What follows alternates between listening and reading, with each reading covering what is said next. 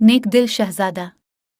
एक बादशाह था निहायत अच्छा, रहम दिल और अपनी रियाया का बहुत ज़्यादा ख्याल रखने वाला। इसकी एक मलिका भी थी, बेहद हुसैन और जमील और खुदा तरस। वो मुल्क का निज़ाम चलाने के लिए अपनी समझ के मुताबिक बादशाह को रियाया की फलाह और बहबूद के बारे में मशवरे भी देती थी और बादशाह उन पर अमल भी करता था। अल्लाह ने उन्हें एक चांद सा बेटा भी अता किया था। उसका नाम शहजादा अदनान था। बादशाह और मलिका दोनों इसको देख देख कर जीते थे। वो अभी सिर्फ 10-11 साल का था, मगर था बहुत समझदार। वो पढ़ाई लिखाई में बहुत दिलचस्पी लेता था और अपने दूसरे हम उम्र बच्चों के बरक्स खिलौनों से ज़्यादा किताबों में ज़्यादा दिलचस्पी लेता था।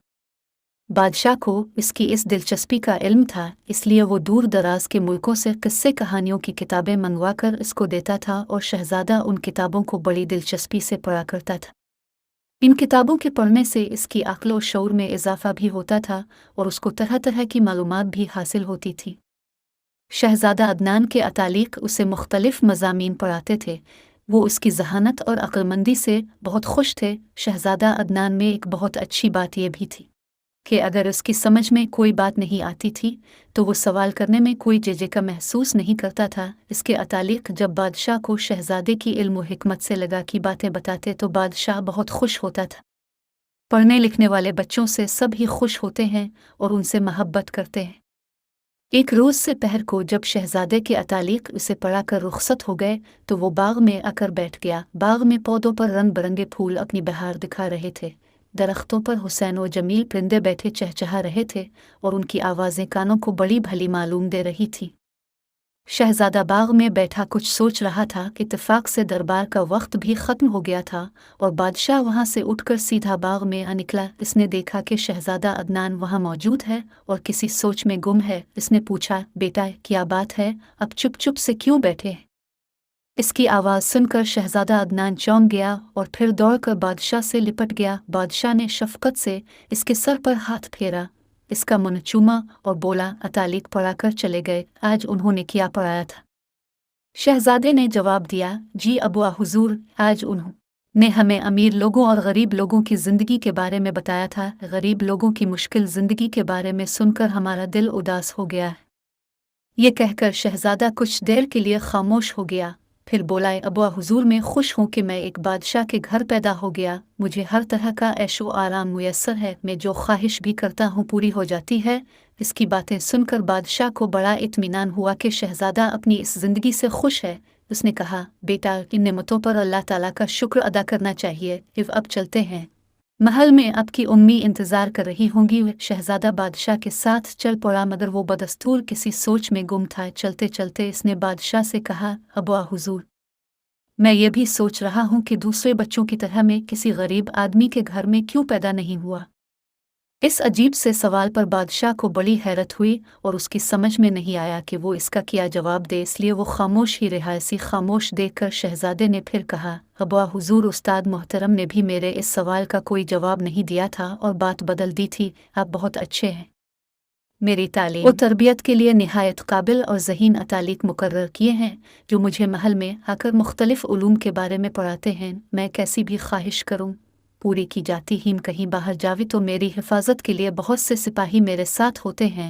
मैं सोचता हूँ दूसरे बच्चों के साथ ऐसा क्यों नहीं होता। मुझ में क्या ख़ास बात है जो उन तमाम बच्चों में नहीं। बादशाह लाजवाब सा हो गया था। शहजादे की बातों ने इसे फ़िक्रमंद भी कर दिया था। इसकी समझ में नहीं आ रहा था कि इसकी बातों का क्या जवाब दे और इसे कैसे मुतमईन करे। बादशाह के साथ जो मुहाफिज चल रहे थे वो शहजादे की बातें सुनकर ज़ेर लब मुस्करा रहे थे और दिल ही दिल में बादशाह की बेबसी से लुत्फ़ अंदोज़ भी हो रहे थे। बादशाह खामोश और सोच में डूबा महल पहुंचा। मलिका ने महसूस कर लिया कि वो कुछ फ़िक्रमंद है, इसलिए वो भी परेशान हो गई। इसने पहले तो शहजादे को ताकीद की कि वो अपना लिबास तब्दील कर ले। फिर इसके जाने के बाद वो बादशाह के पास आया और इससे फ़िक्रमंदी की वजह पूछी। बादशाह ने शहजादे की कही हुई तमाम बातें मलिका के सामने दोहरा दे। इन बातों को सुनकर मलिका ज़रा भी परेशान न हुई और बोली, अल्लाह ताला का शुक्र है कि हमारा शहजादा इतनी कम उम्री में भी सोच विचार करता है।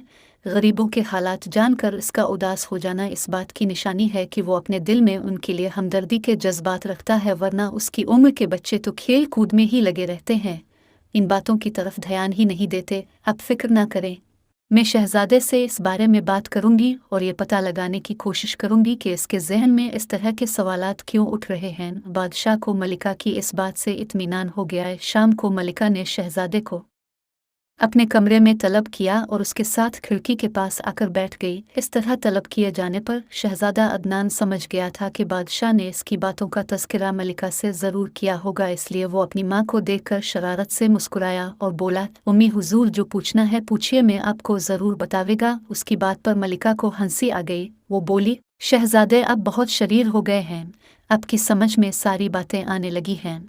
शहजादा फौरन बोला, सिवाय एक बात के। मलिका ने कहा, वो बात आपके अबुआ हुजूर मुझे बता चुके हैं, अब तो मुझे सिर्फ इस बात से आगाह कर दें कि इन सोचों से आपका मकसद क्या है।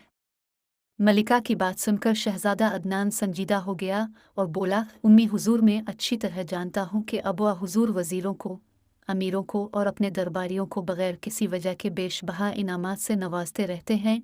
उन्हें ये इनामात उनकी खुशामद भरी तारीफ़ों के सिले में मिलते हैं। शहजादे की बात सुनकर मलिका हक्का बका रह गई। उसने घबराकर शहजादे के मुंह पर हाथ रख दिया और उधर उधर देखते हुए सरजनिश भरे लहजे में बोली, शहजादे खामोश रहिए, अपनी उम्र का ख्याल कीजिए और बड़ों के बारे में इस तरह के गुस्ताखाना ख्यालात का इजहार ना कीजिए। मलिका की बात सुनकर शहजादा ज़रा भी परेशान नहीं हुआ। बोला, उम्मी हुजूर, अब मेरी उम्मी हैं, मैं आपसे अपने दिल की हर बात कर सकता हूँ। मलिका खामोश तो हो गई, मगर वो तशवीश भरी नज़रों से शहजादे को देखे जा रही थी। शहजादे ने जब देखा कि मलिका बहुत संजीदा और फिक्रमंद हो गई है तो उसने कहा, उम्मी हुजूर, अब नाराज़ हो गई हैं, मुझे माफ़ कर दीजिए। मलिका ने प्यार से शहजादे को खुद से लिपटा लिया और बोली, शहजादे मेरी जान, मैं गलती पर थी, आपने बहुत अच्छा किया जो ये बातें मुझसे कह दें। तमाम बच्चों को अपने दिल की बात अपनी माँ से कर देना चाहिए। दुनिया में माँ से बेहतर दोस्त कोई और नहीं होता। ये माँ ही तो होती है जो अपने बच्चों को सही मशवरे दे सकती है। अच्छा, अब आप मुझे आसान अल्फाज में बताइए कि मसला क्या है, आपके जहन में ऐसे ख्यालात क्यों कर आ रहे हैं। शहजादा कुछ देर तक तो सोचता रहा, फिर धीरे से बोला, उम्मी हुजूर, जब मैं महल की बुर्जी पर चढ़कर शहर का नज़ारा करता हूँ तो मुझे रोज़ाना बहुत से बच्चे दूर बाज़ारों में नज़र आते हैं। वो बच्चे मेहनत मजदूरी में मसरूफ़ होते हैं। कोई उन्हें झिड़कता है, कोई बेइज्जती करता है, कोई धक्के देता है, मगर इसके बावजूद वो बच्चे मेहनत मजदूरी के कामों में लगे रहते हैं और शाम को चंद सके लेकर घर चले जाते हैं। ये सब कुछ देखकर मैं उदास हो जाता हूँ। मैं ये भी सोचता हूँ कि मैं अगर महल में पैदा ना होता तो मैं भी उन्हीं की तरह का एक बच्चा होता, मुझे भी मेहनत मजदूरी करके अपने माँ बाप का हाथ बटाना पड़ता। ये कहकर शहजादा अदनान ने प्यार से मलिका के गले में बाहें डाल दे और फिर बोला, उम्मी हुजूर, मैं चाहता हूँ कि इन बच्चों में से कोई बच्चा मजदूरी ना करे, ये सब तालीम हासिल करें, खेले कूदे जैसा कि मैं करता हूँ। तालीम हासिल करके जब वो बड़े हो जाएं तब ही मेहनत मजदूरी और दूसरे कामों का सोचें। ये तमाम बातें अबुआ हुजूर के सोचने की हैं, क्योंकि ये सब लोग उनकी रियाया हैं। ज़रा ज़रा सी बात पर खुश होकर लोगों पर इनाम व इकराम की बारिश करने से बेहतर है कि यही दौलत रियाया की बेहतरी के लिए खर्च हो। जगह जगह मकतब हों और मुल्क का हर बच्चा उनमें पढ़े और उनकी तालीम का सारा खर्चा सरकारी ख़जाने से अदा हो। शहजादे की बातें सुनकर मलिका की आंखों में आंसू आ गए। इतने में दरवाजे का पर्दा हटा और बादशाह सलामत ने कमरे में कदम रखा। उसने मलिका और शहजादे की तमाम बातें सुन ली थी। इसे देखकर शहजादा अदब से खड़ा हो गया। बादशाह ने करीब आकर शहजादे को गले से लगा लिया और कहा, बेटा, आज तुमने हमारी आंखें खोल दी हैं। हमें एहसास हो गया है कि हमने बच्चों की तालीम और उनसे मजदूरी करवाने जैसे अहम मसले की तरफ ज़रा भी ध्यान नहीं दिया था, और न ही हमारे किसी नालायक वज़ीर ने कभी हमारी तवज्जो इस तरफ दिलवाई थी। यह हमारी बहुत बड़ी गलती थी।